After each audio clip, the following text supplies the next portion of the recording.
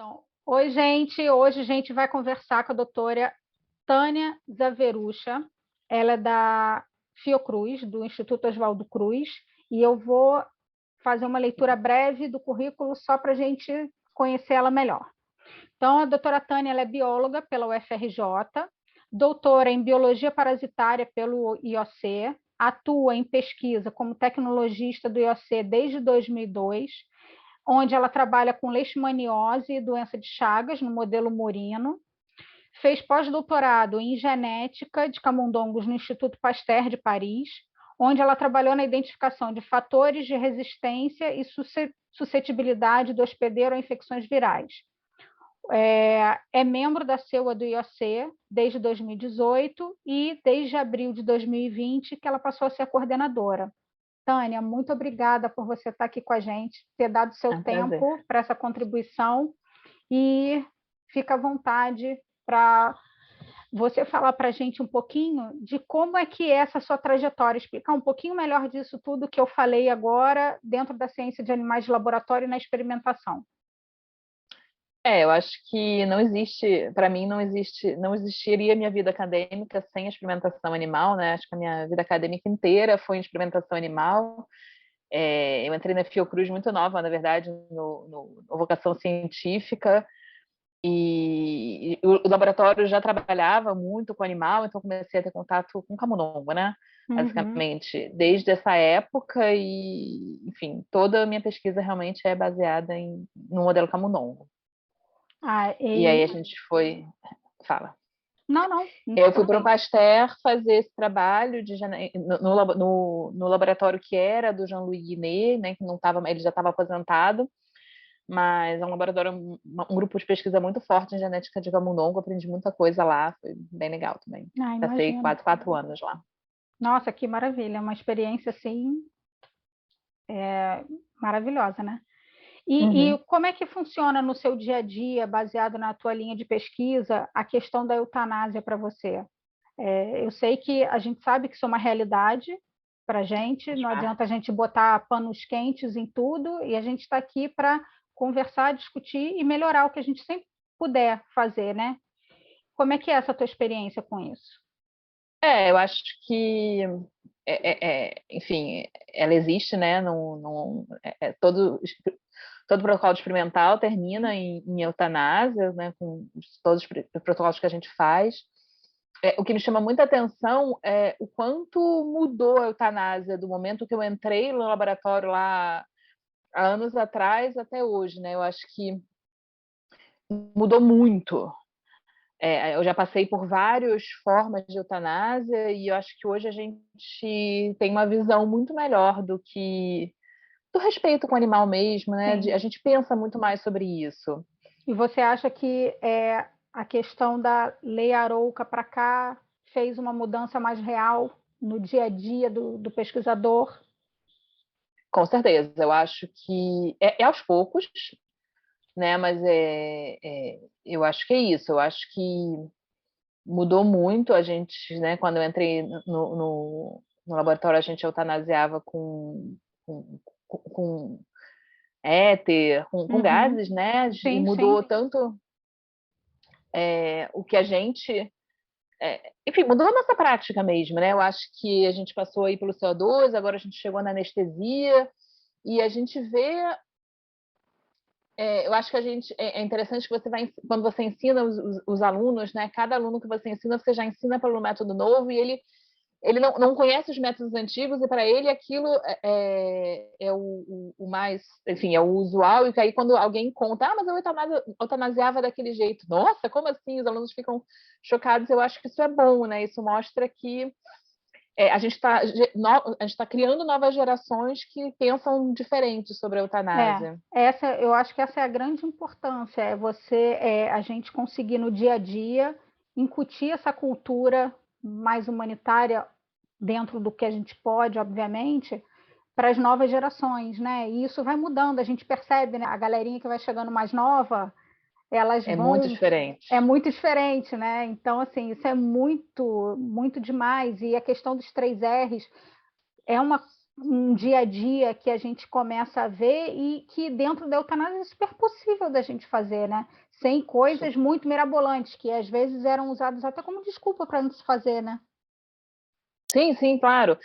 Na verdade, eu acho que não, eu acho que a gente não pensava sobre isso, na verdade. Eu acho que era Concordo com isso, você. você aprendia a fazer de uma forma que era como o seu orientador fazia e era aquela forma que era feita, entendeu? Eu acho que não tinha a discussão sobre o assunto né, e eu acho que isso, não sei se a Lei Arouca, se o trabalho das CEUAs, isso foi trazendo para a nossa realidade e cada vez mais a gente tem discutido a forma de eutanásia, né? Eu acho que é um trabalho de formiguinha mesmo das CEUAs e dos RTs dos laboratórios de conversarem com cada pesquisador para ir modificando a forma de eutanásia e é isso, ensinando os alunos novos, eu acho que isso é a parte mais importante, assim.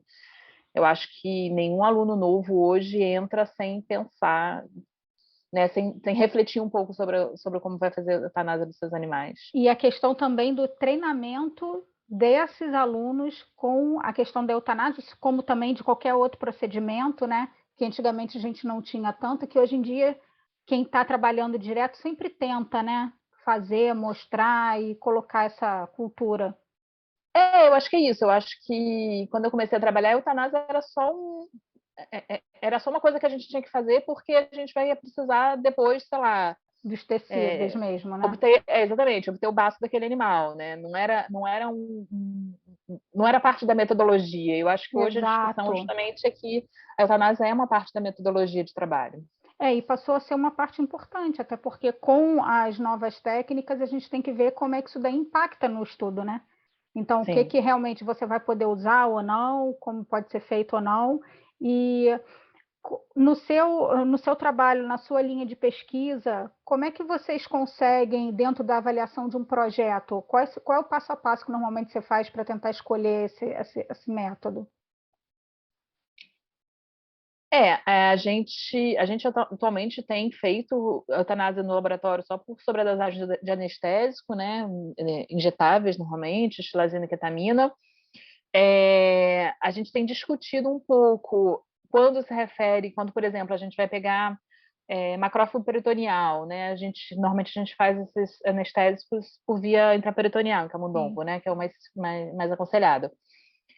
E aí, qual vai ser o impacto que isso vai ter nas células? Então, algumas vezes você muda a via, e agora a gente tem visto que tem impacto também, a gente tem visto impacto um pouco na parte de imunologia, né? Quando a gente quer, sei lá, dosar citocina desses animais, alguma coisa assim, a gente tem visto que tem algum impacto, tem saído trabalhos com impacto de xilazina e ketamina, então a gente está num movimento aí para mudar para isofurano nesses casos. É isso que eu estava pensando aqui, quando você falou de macrófago peritoneal, eu falei, poxa, isso acho que de repente seria É, uma boa o ISO tem a sugestão, né? questão. O ISO tem a questão nossa, né, do experimentador, de que você tem que fazer dentro da capela, de preferência, né? Então precisa dessa adaptação.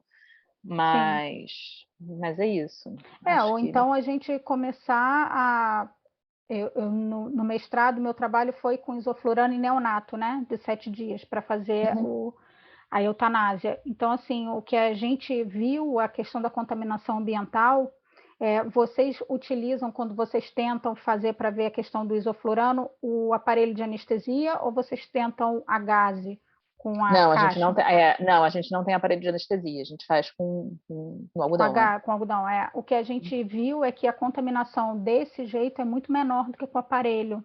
Ah, é? É, Imaginaria maior, engraçado. não, como ele entra com o fluxo do oxigênio, a disseminação para o ambiente é muito maior do que quando a gente utiliza essa técnica.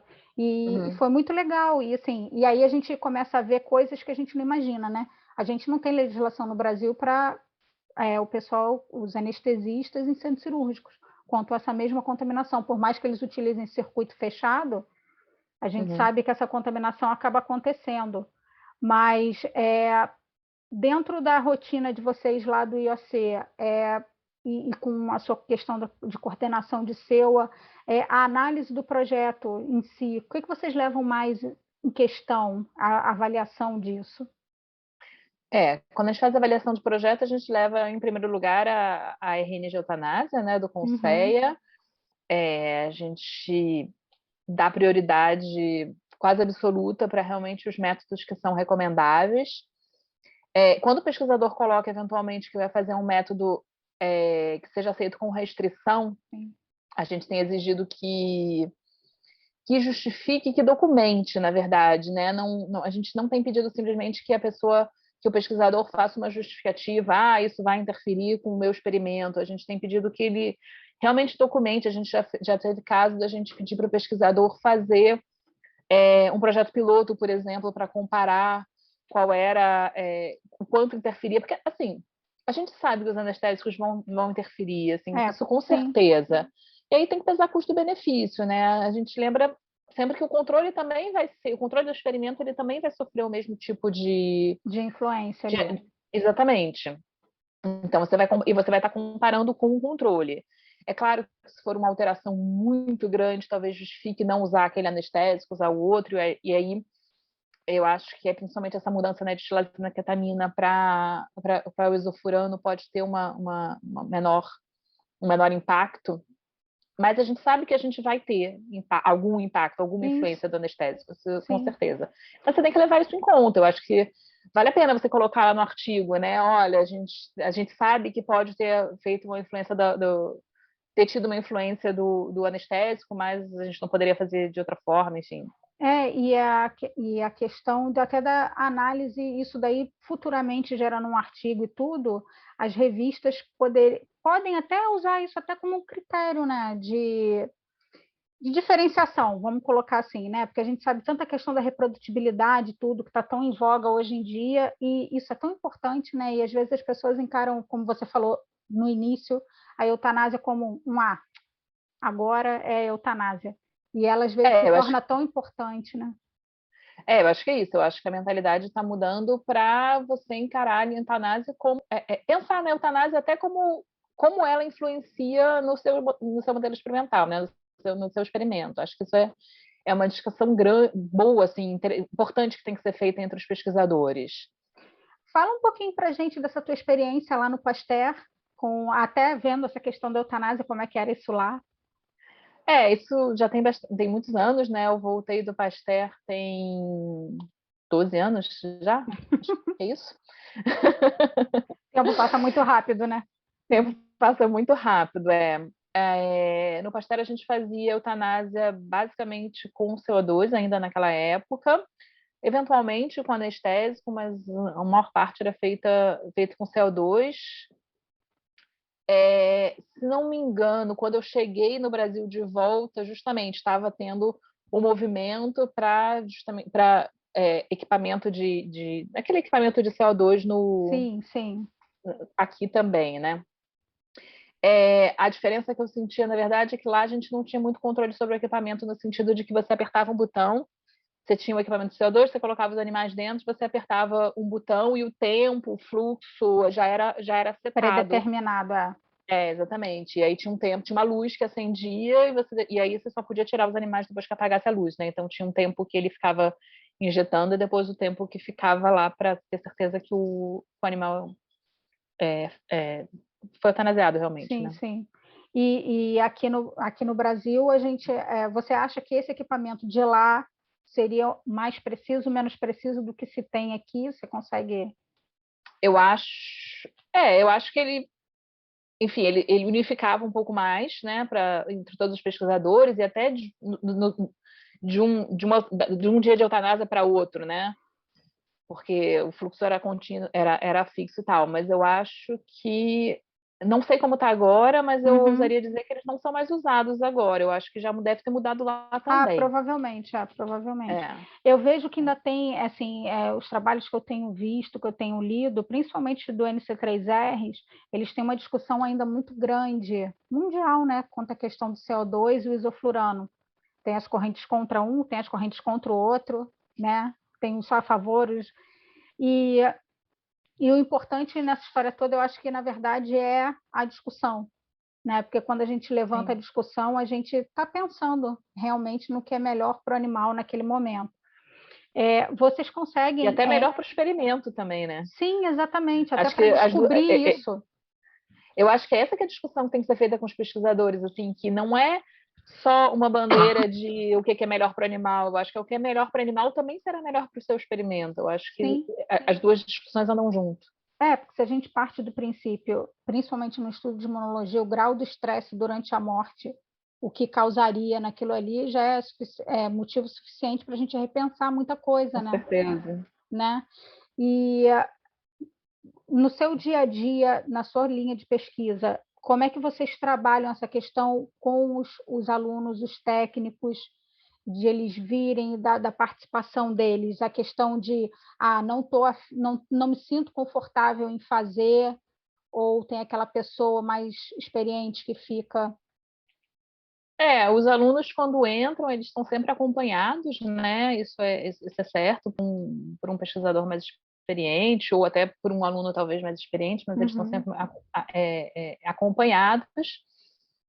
E eu acho que a gente vai observando, na verdade, como é que o aluno se comporta, né? A gente já teve aluno que não queria fazer eutanásia, acontece. A gente normalmente na entrevista já fala, né? Já discute trabalho com animal e tal. Porque tem aluno que não quer trabalhar com animal, né? E aí não adianta se você tem chegar a uma esse vaga ponto. para um projeto com animal, eu acho que se o aluno não quer trabalhar com animal, não vem ao caso.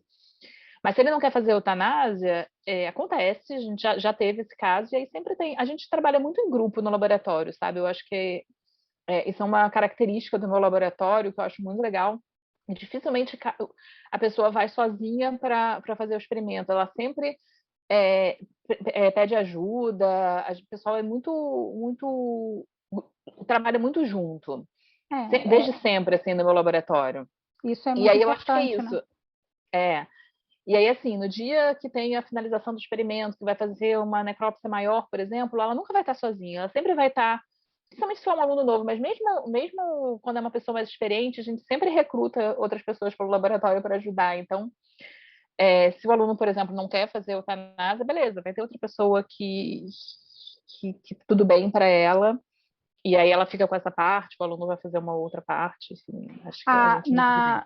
Na sua experiência com as diversas linhagens que a gente tem hoje em dia, né, de camundongos, você percebe alguma diferença entre elas e os métodos de eutanásia que a gente utiliza? Alguma que é mais suscetível, menos suscetível, dose, alguma coisa relacionada a isso? Tem a diferença de peso, óbvia, né? Que, sei lá, um camundongo suíço é muito mais pesado, então a gente acaba tendo que. A gente já coloca uma dose maior mesmo de injetável. Entre as inbred, estou pensando aqui se eu já notei alguma diferença. Não sei te dizer. Especificamente, assim, eu acho que não. Fora essa diferença. Porque é engraçado, né, que o C57 Black 6 ele tem aquela fama de ser mais bravo, mas eu não acho, não sei, eu acho que no Pasteur, Não acho, eu não. trabalhava, no Pasteur eu trabalhava com uma linhagem de musmúsculos, que era uma linhagem de origem selvagem. Ele era tão mais agitado. Com certeza, provavelmente. E para mim o C57 Black 6 é bem tranquilo. É um anjinho, né? E não vejo muita diferença, não sei, assim. Como a gente trabalha com sobredose, eu não trabalho com anestesia mesmo, ou cirurgia, né? Quando a gente está fazendo sobredose, a gente já está botando uma dose bem mais alta, então não vejo muita diferença, não. Eu sempre achei muito engraçada essa questão da diferença, principalmente, como você falou, do suíço e do black, né? São coisas assim, um é pequenininho, mas é muito mais agitado, uma coisa que todo mundo também implica muito, o hamster, gente, eu sou apaixonada por eles. Eu falo que eles têm temperamento de gato, né? Só põe a mão neles quem quer, que eles deixam, e o resto... É uma boa comparação. né? Mas é assim, é personalidade, não tem jeito. E o que eu via no meu dia a dia, que eu achava, era que, e isso é engraçado, era só observação mesmo, mas eu acho que por conta da agitação do suíço, eu achava sempre que eles entravam em rigor mortis muito mais rápido do que as outras linhagens. Isso para mim era uma coisa que me chamava muita atenção, mas Não sei. Não, acho que não Não tem muita. reparei, não. A Com diferença que a gente faz dose. é isso, a gente bota normalmente uma dose maior no suíço, Ah, porque ele é mais sim. pesado mesmo, né? Pois é. É, vocês hoje em dia estão trabalhando com quais linhagens lá no seu com a sua equipe? A gente trabalha com suíço ainda, a gente trabalha com Balb C, com 657 Black 6 e 657 Black 10, C3H, trabalhamos com a J, é A, né, no CTV Aham, ele perdeu J. É, DBA2 tem um pouco, mais pouco. Acho que é basicamente isso. é bastante coisa, né? Uma variação bem grande, né? Porque nos modelos de. A gente tem um trabalho com suscetibilidade do hospedeiro, né? E a gente precisa comparar linhagens para tentar entender isso. Ai, muito Por bom. que uma linhagem é mais resistente do que outra a determinado patógeno, por exemplo. Não, muito bom. Tânia, queria muito te agradecer seu tempo, sua disponibilidade, tá? Adorei a nossa conversa e espero que a gente se encontre uma próxima vez. Com certeza.